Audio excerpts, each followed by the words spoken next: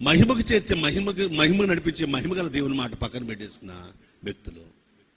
దేవుని బిడ్డారా, నేను ఎందుకు ఈ మాట చెప్తున్నానంటే, నీవు దేవుని మాట కాక మరి ఏది మోయకూడదు. మోస్తే ఈ ద్వితీయోపదేశ ఖండంలో ఏమని తెలుసా, దేవుని మాట కాక ఏదైనా మోస్తే గనక నీ పిల్లలు ఆ శాపాన్ని అనుభవిస్తారు. జాగ్రత్త సుమ.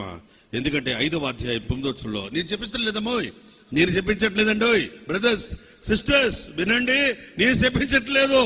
ఏ ద్వితీయోపదేశ ఖండం 5వ అధ్యాయం 9వ వచనంలో రాయబడిన మాట, నేను రోషం గల దేవుడను నన్ను ద్వేషించు వారు విషయంలో 3-4 తరాలి శాపము దోషం ఉంటది అన్నాడు.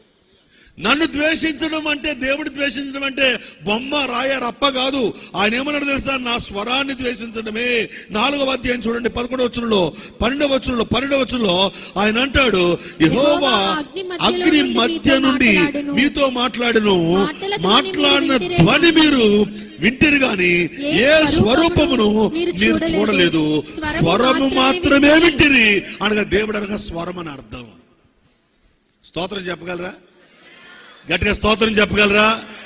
దేవుడు అనగా స్వరం, దేవుని స్వరం అనగా వాక్యం. వాక్యాన్ని ఎప్పుడు కూడా మీరు ద్వేషించకూడదు, వాక్యాన్ని మీరు గాయకొనాలి. అలా గాయకొనకుండా ద్వేషిస్తే గనుక అది శాపం.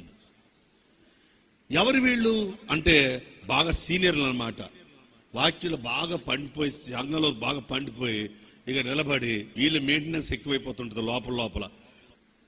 వాళ్ళు చేసేది ఏముండదు, దైవజనుల కన్నీళ్లు కాల్చి కుటుంబాలు బాగుపడాలని అడగరు.